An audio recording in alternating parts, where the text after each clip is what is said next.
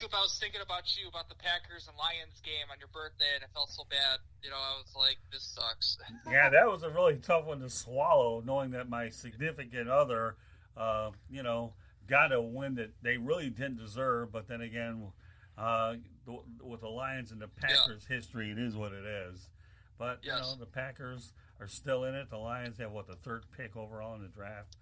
So who knows? But just folks, Damon Knight's going to appear on lots of different shows here on the South Florida Tribune Broadcasting Network. So yes, and you can follow my Twitter handle at Damon with the capital D, capital KN 1993 0409. There you go, folks. So you have it from Damon Knight. So all right, Damon, glad to have you back on the program, and we look forward to seeing you on different programs throughout the. Yes, I'm looking forward to it. Well, we look forward to it. Just keep up the good writing because that gives you the basis to talk about. All right.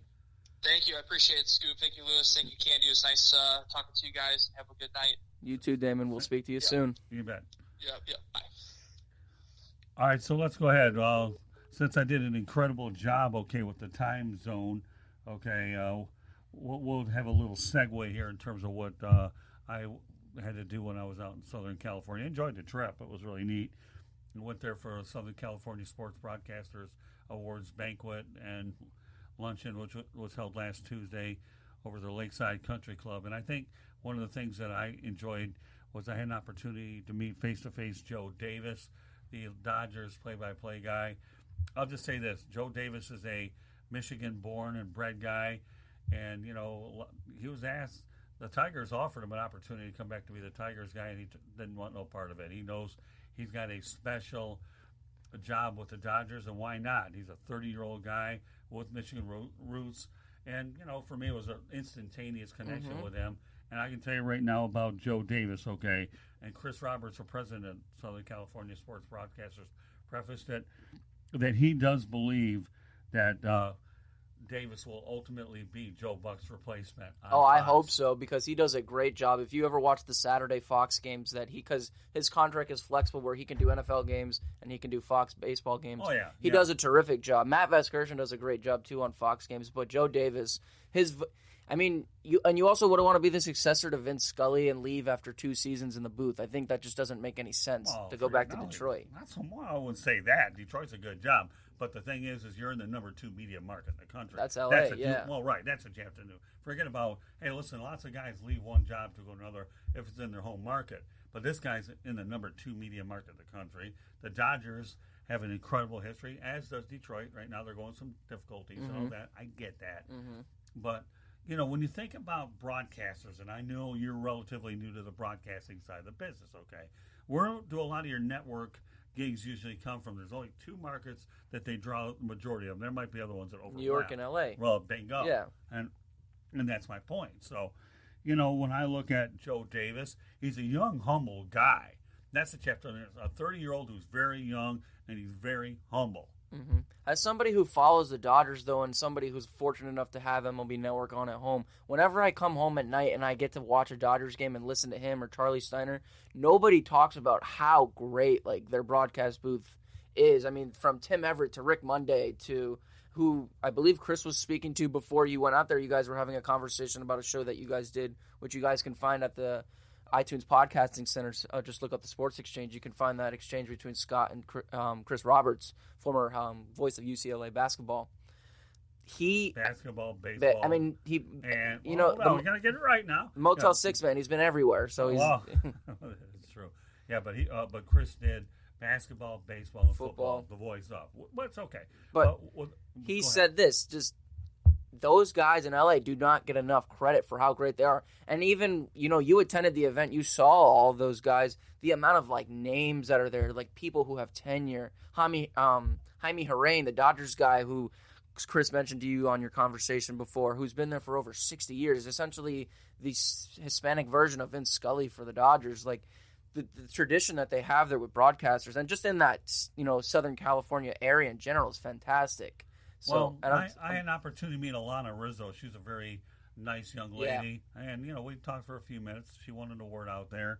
There was another young lady named Jamie Maggio who went ahead and won an award. I won't get into all the awards right now because it's not part of what we're talking about here.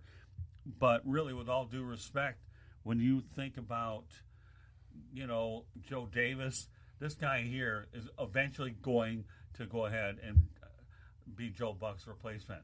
I mean, don't get me wrong. Joe Buck is a fine announcer. He really is. But at some point when he gets hired, you got another hidden gem waiting in the wings, and he does football. Once upon a time, Vin Scully did NFL football for CBS. I remember that. And he's the type of guy that groomed John Madden, before he landed with Pat Summerall. Another conversation for another day. Absolutely, yeah. But Joe Davis does Fox college football, and as I understand it, he gets around. A lot of these guys are going to be able to move around. And let me tell you, in that market, they want him to because it brings more attention to what they're doing. The more hats you wear, the merrier, which is part of the philosophy that we're trying to build here, that I want more hats, the more the merrier. And that's what Joe Davis. But you know what? He's a guy from the Metro Detroit area, very humble guy. We did take a photo. I'll post a bunch of those photos on social media. And you'll be able to see them. You follow us on Instagram. South Florida Tribune has an Instagram page. You already mentioned at Tribune South. So you'll see a lot of these photos up here on Facebook and social media. Another thing that I want to get to about what I was able to gain out of the whole experience was I enjoyed my trip over to Westwood. And I'll tell you why. We talked about this during pre-production, okay? Chip Amius is a former public relations director for the Miami Dolphins. I go back to 1982 with Chip. And last Thursday night, we had an opportunity to go to a sports bar called Rocco's.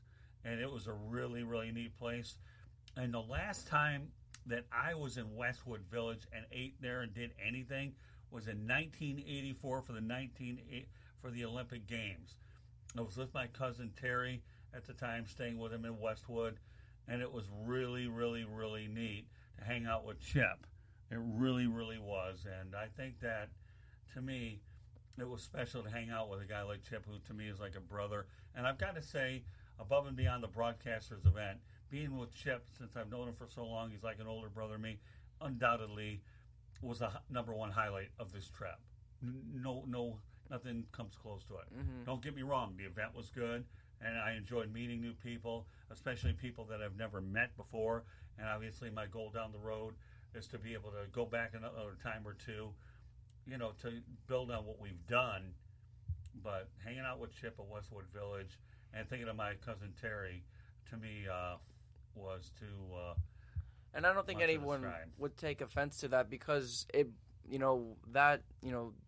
that occurrence to you brings you back to a time in your life that you recall fondly with somebody who's unfortunately not here anymore. And that's one of the beauties yet horrors of life, is some of our fondest memories are things that we can never relive. We can only just go back to those places, or maybe it's a song or a movie or something that just brings us back to a place, in our past. And again, it's a beauty and a horror at the same time, but we still have the memories that live on with us for the rest of our lives. And that's something that I think that's what I think of when I think of you at that, down there in Westwood. Well, yeah, and Chip and I exchanged text messages afterwards to begin with, and I said, you know what, going back to Westwood with you when I was there in '84, I mean, these are two people that I view as really, really close in my lifetime that have affected me in different ways, but I classify them like brothers, and Chip is definitely a class act, and I got news for you. I love Chip. He's always been there for me. And one thing I should point out, Chip, he's the first PR guy I've ever worked with in 1982. First pro PR guy. And Lewis, I'm going to tell you, I've been around a lot of them. Well, I can't say no to that. I'm sure you have, and I know you have. So I'm not going to be one of those flat earthers who denies something that's obviously true. So, I mean, again, but it's just I mean, I have that too, but I've never had something that emotionally powerful, where you're just in, a particular place, and you may be in 2020 when you're there now, but you immediately feel like you're back in 1984, wherever, when you're there. Boy, that's so true. Yeah. You talk about memory lane. I reserve certain places and certain moments for certain people. And as you continue to get older, you'll understand that a lot more. Yeah, trust me, nostalgia and sentimentality is something I've already dealt with firsthand. I've had 23 years to kind of live it a little bit, but I'm sure obviously when you get older, it hits you a lot harder. Well, it does. Yeah. There's no question about it. It really does hit you a lot harder. And let's face it, life is short. We're only here for a visit. Mm-hmm. That's it. Yeah, we're in a simulation, as some people like to speculate, and we're just trying to play the controls and see what happens. And I think we've been doing a pretty good job so far here too. So. Yeah, well, again, everything is a developmental growing process, and I think that as time goes on, now that we're into the 2020, we have a lot of things that during the course of that trip that I was on, even in LA, and throughout the course of the last 6 weeks, I probably traveled well over 15,000 miles when you talk about air miles, the drives that I took, and, in and around the state of Florida. I felt like it was like the last 6 weeks, when you factor the Jacksonville trips, back and forth, the Tampa trips. And Atlanta, you were in Georgia. And yeah, there too. I mean, I covered a lot of cities. To me, the last 6 weeks, I'm not complaining about it, I'm just reflecting on it at this point, was like a 15-round heavyweight fight is what it was. And I felt like I was able to, I endured it and enjoyed it. And I'll tell you what, a lot of stories. My wife, Candy, told me the other day that you got a lot of guts taking a trip like that to Southern California, even though you had one contact, to try to meet people and start from the ground up. Well, you know what? Life's about opportunities, Lewis. And as time goes on, I'll continue to see opportunities about when we have to slide in to do things. Another event I'm looking forward to later in the year in June is the weekend of June 29th, when the National Sports Media Association has their awards banquet. And I'll tell you one thing, that's a first-class event out there where you get to meet people from around the country, not limiting them to a specific area. Mm-hmm. And the amount of networking that gets involved there, holy moly. Yeah. And I have different ways that I'll approach that. We'll discuss that on the show right now today. Mm-hmm. But, again, every time you get an opportunity to meet somebody, then it's always a beautiful thing, especially now with the opportunities that we have where, if you're in the right spot, place at the right time, who knows who you can meet. But you also have to keep in the perspective what the context is don't lose sight of the business at hand. Mm-hmm. You don't become awe to nobody. You have to understand that I'm one of those individuals, and everybody will know that there's a certain respect and command, being polite, and what you're looking to get done. Mm-hmm. Totally. No, I 100% agree with you there. Business is the main objective. You have to grab the bull by the horns. If you can't just let things come to you. I mean, we're not trust fund kids living in the riches of central Boca Raton, Florida, where we can just afford to have everything given to us. Hard work pays off, and I think, the hard work here is going to pay dividends as we go forward into this year, and just, we're growing. It's not an overnight thing, and obviously we've seen that it hasn't been, but that doesn't stop somebody from manifesting and, executing their vision that you have for what we're planning to do here. Oh, yeah. And I knew that when I went away, that, obviously I handle the social media things on my own. Didn't have as much time to in the last week, although we'll definitely be up to speed really quickly. But to me, I was really looking far and beyond the distance of what we need to do here, mm-hmm. To get the name out on a national basis.